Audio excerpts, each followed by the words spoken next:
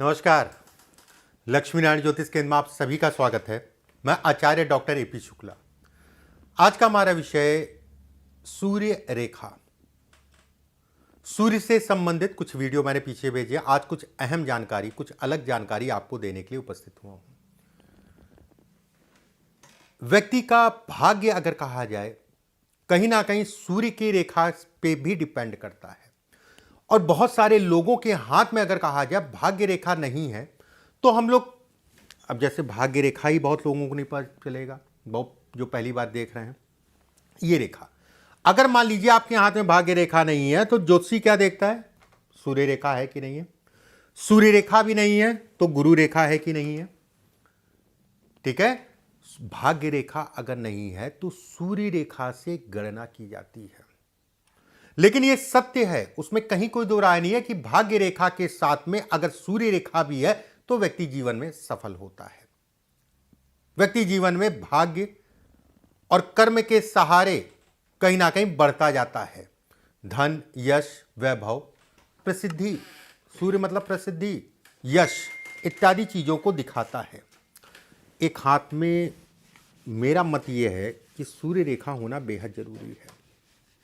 भले आपकी भाग्य रेखा छोटी सी है, टूटी है मान लीजिए, लेकिन सूर्य रेखा स्पष्ट साफ है तो कम से कम मिडिल क्लास का जीवन आराम से निकाल ले जाएंगे। ये आपकी सूर्य रेखा है। कोई रेखा शुक्र की तरफ से, जिसका मुंह जो है अगर कहा जाए शुक्र की तरफ मुड़ा हो, ठीक है, शुक्र की तरफ मुंह मुड़ा हो, और एक रेखा अगर कहा जाए चंद्रमा की तरफ मुख मुड़ा हो उसका, अगर ये स्थिति है, जीवन रेखा को स्पष्ट साफ गोलाई में है जीवन रेखा, तो ऐसे में कहा जाएगा कि ऐसे लोग कहीं ना कहीं काम अगर कहा जाए दो माध्यमों से धन कमाते हैं। उस समय पे धन लाभ को दिखाता है जिस समय पे ये रेखा सीधी हो रही है, मतलब सीधी जैसे ये है, ये प्लानिंग है और यहां से सीधी हो रही है, तो ऐसे में कहा जाएगा कि आपकी जो प्लानिंग कर रहे हैं इतने समय के बाद जो है कहीं ना कहीं पूरी होगी। कितना भी विपरीत दिक्कतें हो, कितनी भी समस्याएं हो, कैसी भी समस्या हो, उससे छुटकारा या कर्ज से संबंधित चीजों में छुटकारा। देखिए, कर्ज तो जीवन का हिस्सा है। आज की डेट में अगर कहा जाए पेन लेना उसके लिए भी कर्ज है आज की डेट में, और हवाई जहाज लेना उसके लिए भी कर्ज मिल रहा है, तो ये तो जीवन का हिस्सा हो गया। अब यहां पर बात आती है, एक व्यक्ति कर्ज लेके कर्ज के दलदल में फंस जाता है, एक व्यक्ति वो है जो कर्ज लेके अपने काम को बहुत तेजी से बढ़ाता है। दोनों में अंतर है।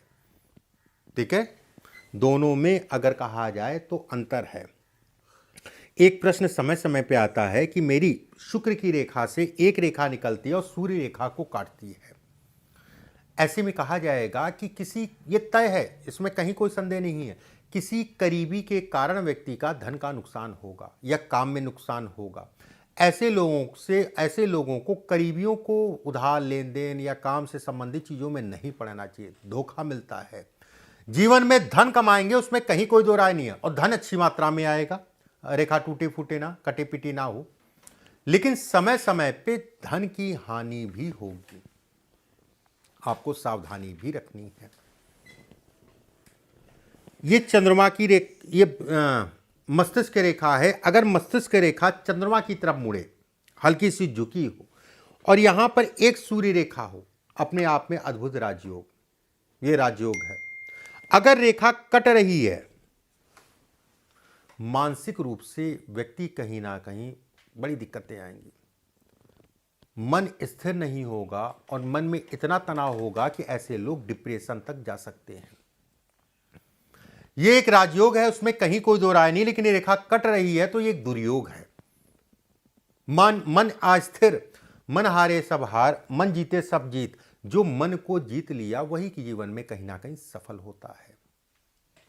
अगर ये रेखा लंबी है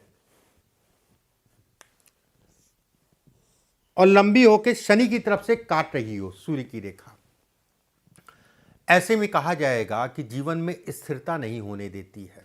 इससे नहीं हो पाता है। कार्य व्यापार में आगे बढ़ने में दिक्कत आती, तरह तरह की बाधाएं आती हैं। अगर व्यक्ति सरकारी तंत्र में जुड़ा है, ऐसे में कहा जाएगा कि नौकरी से संबंधित चीजों में समय समय पे व्यक्ति को फ्लक्चुएशन झेलना पड़ेगा। ये तय है।